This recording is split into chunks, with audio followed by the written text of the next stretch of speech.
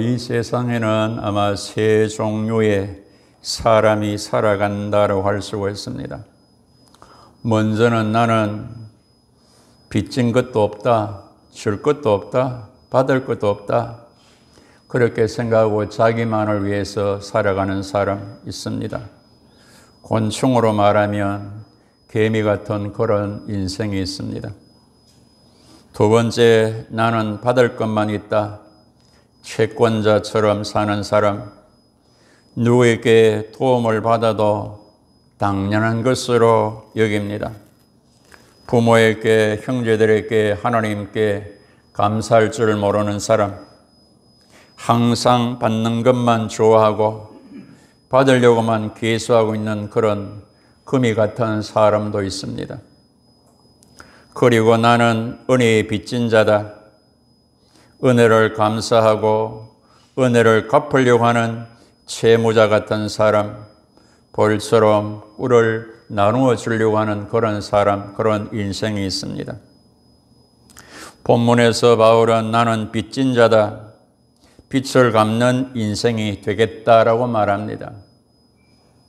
지난 시간에 배운 대로 바울의 마음 중심에는 복음으로 가득 차 있고 복음을 나누어주고 하는 그런 열정, 열망으로 가득 차 있었습니다. 바울이 로마로 가고자 한 것은 신령한 은사를 나누어줘서 믿음을 경고하기 위해서다. 그리고 서로 간에 안위를 받고 피차 덕을 세우기 위해서 그랬다.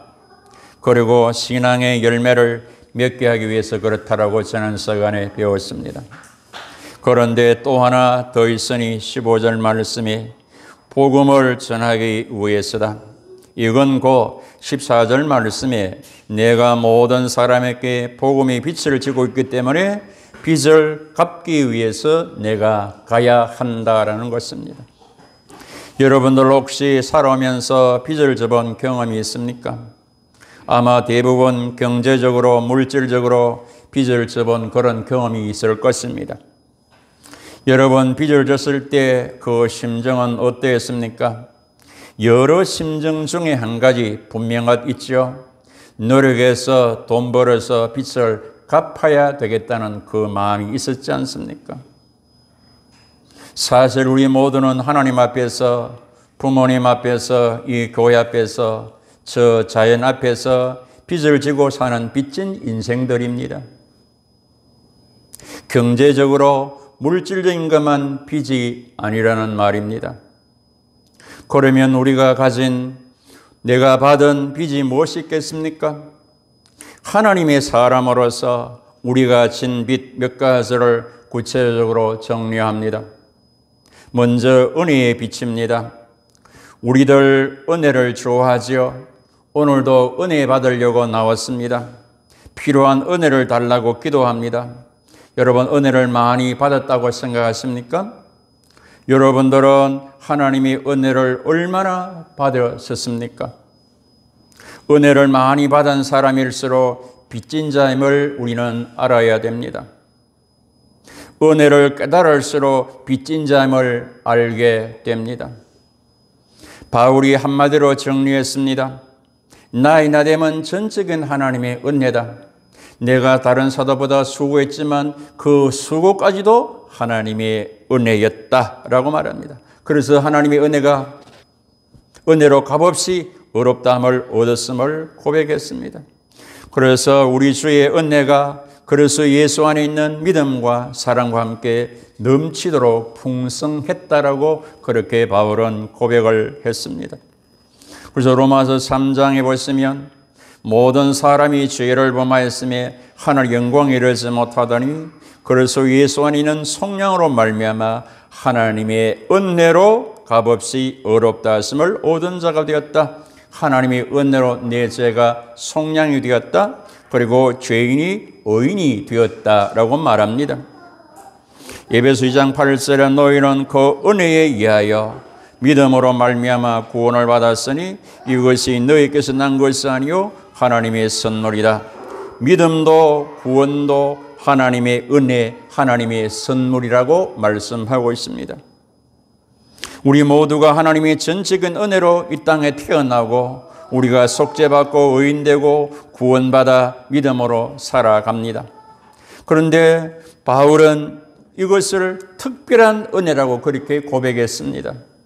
왜냐하면 바울이 구원받기 전에 예수 믿는 자 핍박했고 죽였고 회방자 포행자였음에도 불구하고 은혜로 구원받았기 때문에 특별한 은혜를 받아서 내가 은혜로 나의 나됨이 되었다고 그렇게 고백하면서 오늘 본문에 나는 빚진 자라고 말하고 있습니다. 성 프란시스라는 성자가 계셨는데 아마 바울 같은 그런 심정을 가지고 살았습니다. 성 프란시스 제자가 환상 중에 하늘나라에 가게 됐는데 거기 보좌에 보니까 빈자리가 하나 있습니다. 이거는 누구의 자리입니까? 그거는 세상에서 제일 겸손한 성 프란시스가 앉을 자리라고 말해줍니다. 제자이지만 스승이 높은 자리에 앉는다는 것 하나의 질투심이 생겼습니다. 환상 중에 깨어나서 스승에게 시험을 하고 싶어서 선생님은 어떤 사람입니까? 라고 어떤 사람으로 생각하고 있습니까? 물었습니다. 그러기에 대답이 나는 세상에서 제일 악한 놈이다. 제자가 선생님 그것은 거짓말입니다. 위선자입니다. 모든 사람들이 성자라고 부르고 있지 않습니까? 세상에는 강도도 있고 도둑도 있고 나쁜 사람들이 얼마나 많은데요. 선생님이 악하다고 하시는 것은 옳지 않는 얘기입니다라고 말합니다. 그때 성 프란시스가 자네 그건 몰라서 그래. 내가 하나님으로부터 받은 은혜가 얼마나 많은 줄 아는가? 내게 주신 그 많은 은혜를 다른 사람에게 주셨다면 그 사람들은 나보다 훨씬 더 좋은 사람이 되었을 것이라고 대답해 줍니다. 이 스승의 말에 제자는 아무 말도 못했다는 것입니다. 정말 은혜를 받은 겸손한 사람이었다는 것입니다. 우리는 나는 어떠한지요? 내게 주신 하나님의 은혜를 다른 사람에게 주었다면 이라고 한번 좀 생각해 보시기를 바랍니다. 조금 전에 찬송을 드렸죠. 주의 귀한 은혜 받고 일생 빚진 자 되니 주의 은혜에 사슬대사 나를 주께 메소서. 주의 귀한 은혜 받고 일생 빚진 자 되니 주의 은혜에 사슬대사 나를 주께 메소서라고 찬양을 드렸습니다. 하나님 은혜를 알면 갚으면 신앙 인격자, 모르면 알아도 갚지 않으면 배운 자가 됩니다. 그 다음 우리는 사랑의 빚을 졌습니다. 성경은 이렇게 말씀해 줍니다. 너희가 나를 사랑한 것이 아니고 내가 너희를 사랑했다. 십자가에 죽기까지 사랑했다. 그리고 끝까지 사랑했다라고 말씀합니다. 사도 요한일서 4장 10절에 사랑은 여기 있으니 우리가 하나님을 사랑한 것이 아니요 하나님 우리를 사랑하사 우리 죄를 속하기 위하여 화목제로 그 아들을 우리에게 주셨다. 바울은 고린도후서 5장 14절에 그리스도의 사랑이 우리를 강권하시는도다. 불가항력적 거부할 수 없는 그런 사랑을 우리에게 주었다. 에베소 3장 18절에도 너희 모든 성도와 함께 지식에 넘치는 그리스도의 사랑을 알고 그 너비, 길이, 높이, 깊이가 어떠함을 깨달아 하나님의 모든 충만한 것으로 너에게 충만하게 하시기를 구하노라. 강권하시는 거부할 수 없는 그런 사랑을 받은 우리가 그 사랑의 너비, 길이, 높이, 길이를 우리는 깨달아야 된다는 말입니다. 그래서 로마서 5장 6절 8절 이렇게 말합니다. 우리가 아직 연약할 때 그리스도께서 경건한 자를 위하여 죽으셨다. 우리가 연약할 때 예수님이 죽으셨다. 8절 우리가 아직 죄인 되었을 때 그리스도께서 우리를 죽으심으로 하나님께서 우리에 대한 자기의 사랑을 확정했다. 그리고 10절에 우리가 원수 되었을 때 그의 아들의 죽으심으로 화목되고 구원받았다. 우리가 연약할 때, 죄인 되었을 때, 원수 되었을 때 죽음으로써 우리를 사랑했다라는 것입니다. 그리고 우리는 복음의 빚진 자입니다. 14절에 헬라인, 야만인, 지혜 있는 자나 어리석은 자에게 다 내가 빚진 자다. 즉 복음의 빚진 자라는 것입니다. 로마서 10장에서 보시면 누구든지 주 이름을 부르는 자는 구원을 받으리라. 그런즉 그들이 믿지 않은 이를 어찌 부르리요? 듣지도 못한 이를 어찌 믿으리요? 전파하는 자가 없이 어찌 들으리요? 그랬습니다. 전파하는 자, 증거하는 자가 있었기 때문에 여러분들이 복음을 듣고 예수를 믿고 구원받고 오늘 이 자리에 앉아 있다는 말이 됩니다. 여러분들은 누구를 통해서 복음을 전해 들었기에 믿고 구원받고 이 자리에 계시는지요? 역사학자 아놀드 토인비는 바울의 발길이 닿는 곳마다 그곳이 시골이든 도시든 상관없이 그 순간부터 진동하기 시작했다고 그랬습니다. 바울은 복음의 빚진 자로서 복음을 전파 전감으로 그 영혼을 진동시켰다는 사실입니다. 그 심령을 진동시켰다는 것입니다. 바울은 내가 복음을 전할지라도 자랑할 것이 없으면 내가 부득불할 일이라 반드시 할 일이라 만일 복음을 전하지 않으면 내게 화가 있을 것이미로다 그랬습니다. 우리는 하나님의 은혜의 빛, 사랑의 빛, 복음의 빛을 진 사람들입니다. 한마디로 말하면 생명의 빛을 지고 있다는 말이 됩니다. 출생, 중생, 영생 모두가 하나님의 은혜로 된 것입니다. 출생, 내가 이 땅에 사람으로 태어난 것도 하나님의 은혜고, 중생, 위로부터 내가 거듭난 것도 하나님의 은혜, 영생, 예수 안에서 장차 영생 복락을 누릴 것도 하나님의 은혜라는 말입니다. 그래서 본회프 목사님은 은혜를 값싸게 받는 것이 이점 교회의 원수다 그랬습니다. 은혜가 비싼 이유는 무엇보다도 하나님이 자신의 아들을 대가로 세운 희생 때문이요. 우리를 비싸게 핏값을 주고 샀기 때문이라 그랬습니다. 하나님께 비싼 것이 우리에게 싼 것이 될 수가 없다는 말입니다. 은혜를 비싸게 받은 것은 은혜를 빚으로 받은 것입니다. 그러므로 은혜를 많이 받았으면 받을수록 은혜는 커지고 빚은 늘어나게 된다는 사실을 여러분들이 아셔야 됩니다. 그래서 진정 은혜를 받은 사람은 그 은혜를, 그 사랑을, 그 복음을 갚아야 된다는 것입니다. 갚으려고 해야 된다는 것입니다. 그래서 부모의 은혜를 갚지 않는 것은 우리가 자식이 아니라고 그렇게 말하지 않습니까? 은혜의 빚을 갚으려고 하는 것입니다. 바울이 나는 빚진 자다 이 말을 바꾸면 나는 빚을 갚겠다는 말입니다. 이 말씀을 듣는 너희들도 은혜 받았냐? 그러면 그 빚을 갚으라고 오늘 묵시적으로 우리에게 가르쳐줍니다. 빚을 갚아도 좋고 안 갚아도 좋은 것이 아닙니다. 없습니다. 법적으로나 도덕적으로나 신앙적으로나 빚은 갚아야 하는 겁니다. 빚을 갚을 때는 이자도 함께 갚는 것이랍니다. 빚을 갚아도 공로가 되지 않습니다. 당연한 것입니다. 내 것을 희생해야 주어야 공로가 되지 빚을 갚는데 무슨 자랑이겠습니까? 철학자 소크라테스는 신성 모독죄와 젊은이를 선동한다는 죄로 사형을 받고 죽는데 임종순간에 친구이자 제자인 크리토가 지켜보시는데 그때 소크라테스가 힘겹게 입을 열어 여보게 크리토 내 청 하나만 들어주게 그래 말해봐. 고개를 끄덕였습니다. 내가 아스클레파우스에게 수탉 한 마리 빌려 먹었는데 비린내 자네가 그거 좀 갚아주면 좋겠다. 마지막 남은 빚을 모두 갚고 가겠다는 철학자의 양심을 봅니다. 빚을 갚지 않으면 불편한 것입니다. 작든 크든 빚은 우리는 갚아야 된다는 것입니다. 강원도 산골짜기 가난하게 사는 할머니는 남편이 진 빚 130만 원을 22년에 걸쳐 갚았다는 것을 기독교 방송에 나온 걸 들은 적이 있습니다. 남편이 죽은 지 오래되었고 살림도 궁핍한데 죽은 남편의 빚을 갚았다는 것입니다.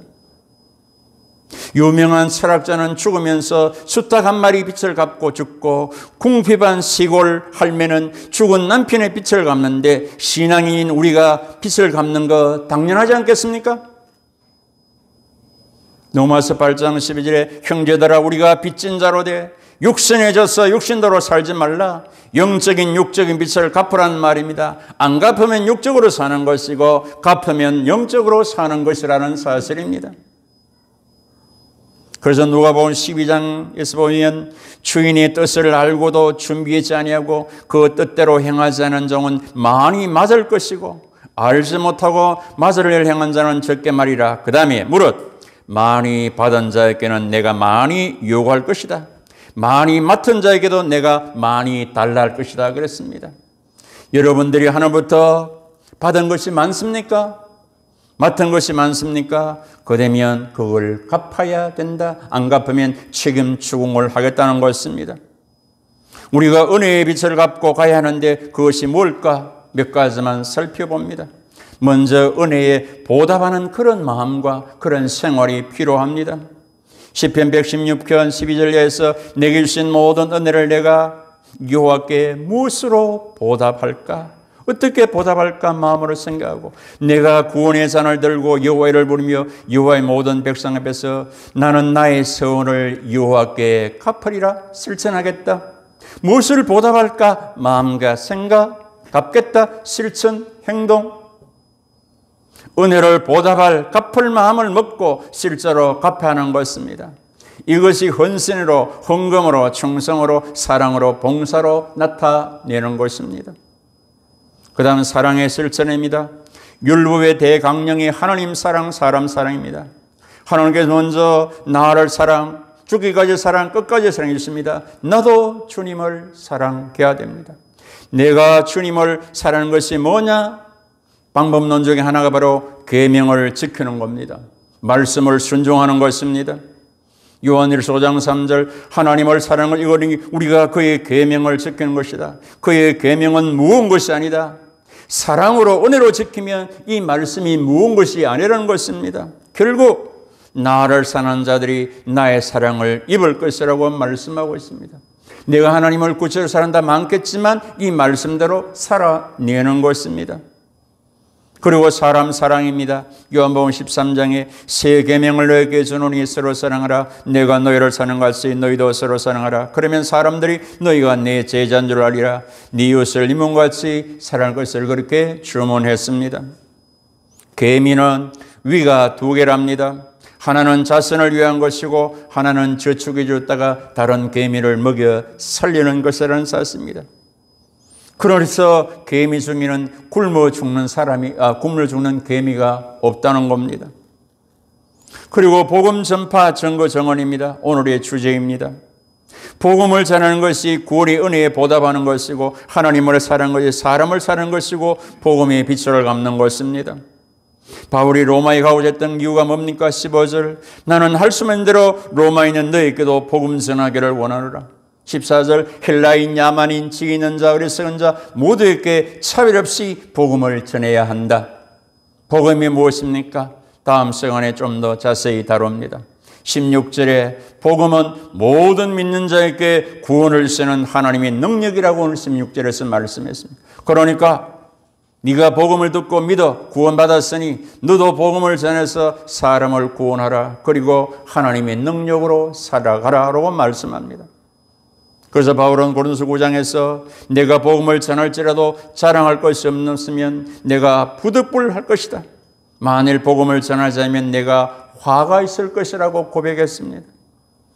에스겔 3장 17절에 보십시오. 복음을 전해라. 전해서 듣지 않는 거, 믿지 않는 거 그거 할 수 없다. 그거 네 책임 아니다. 그런데 전하지 않아서 죄악 중에 죽으면 그 핏값을 네 손에서 찾겠다. 그래서 듣든지 아니 듣든지 때를 얻든지 못 얻든지 복음을 전하라는 것입니다. 그래서 온 천하에 다니며 만민에게 복음을 전파하라. 믿고 세례받으면 구원을 받을 것이고 믿지 않는 자는 정죄를 받을 것이라고 말씀해 놨습니다.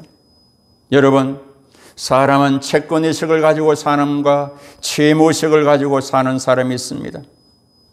채권의식을 가지고 사는 사람은 자기 권리만 찾습니다. 받으려고만 합니다. 주시옵소만 있습니다. 자족이 없고 원망 불평 그런 신앙의 삶이 됩니다. 결국은 불행해진다는 사실입니다. 채무의식을 가지고 사는 사람은 늘 은혜의 사랑에 감사 자족하고 갚으려고 하고 나누고 주려고 합니다. 고마움을 가지고 사니까 더 받고 누리게 되고 복된 삶이 되고 그 영성이 하나님을 향하게 되는 것입니다. 네 너를 위하여 몸부려 피 흘려 네 죄를 속하여 살 길을 주었다. 널 위해 몸을 주었구만 너 날 위해 무엇 주느냐? 널 위해 몸을 주었구만 너 무엇 주느냐고 물었습니다. 그때 오늘 우리가 찬송가 아까 143장 5절에 늘 우려도 눈물로서 못 갚을 줄 알아 몸 밖에 들을 것 없어 이 몸 바칩니다. 할렐루야입니까 여러분?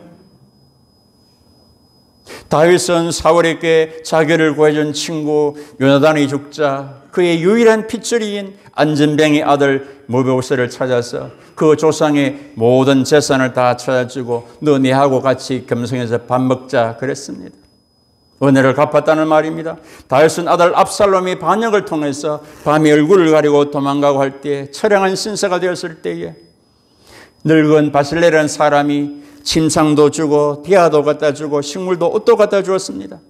그때 죽으면서 솔로몬에게 말합니다. 유언합니다. 바르실레의 그 아들들을 찾아 은총을 베풀고 한 상에 먹도록 해라.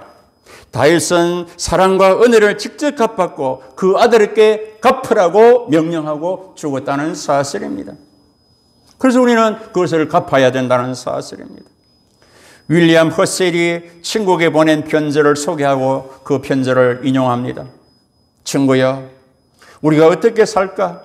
적어도 한평생 다 살고 세상을 떠날 무렵에는 우리가 세상에 태어난 그때보다는 무엇인가 달라진 것이 있도록 해놓고 우리가 가야 되지 않겠느냐? 잡초 우거진 무덤 하나 남겨놓고 간 데서야 어디 이것이 사람의 도리일까? 성도의 삶일까? 인생일까? 우리 모두는 각양 빚진 거 빚을 갚고 가야 되지 않겠습니까? 그래야 신앙인의 믿음이 멋진 생활 되겠습니까? 세상에서 빚을 갚지 않으면 신용 불량자입니다. 영적으로 빚을 갚지 않으면 신앙 불량자가 되는 것입니다. 많이 받은 사람은 많이 받은 대로, 적게 받은 사람은 적게 받은 대로 빚을 갚고 무겁게 갚시다. 은혜 받은 대로, 직분 받은 대로, 깨닫고 감사한 대로 빚을 갚고 하늘 앞에 서기를 원합니다. 내가 살던 가정, 내가 몸담았던 직장, 내가 섬겼던 교회가 내가 떠나고 이후에 뭔가 이뤄놓고서 주님 앞에 가서는 여러분 모두가 되시기를, 은혜를 알고 갚는 자에게 더 좋고 선한 것을, 더 많은 사랑과 새 은혜를 주셔서 누리게 하시는 좋으신 주 예수 그리스도 이름으로 축복하고 축원합니다. 여러분 기도합니다.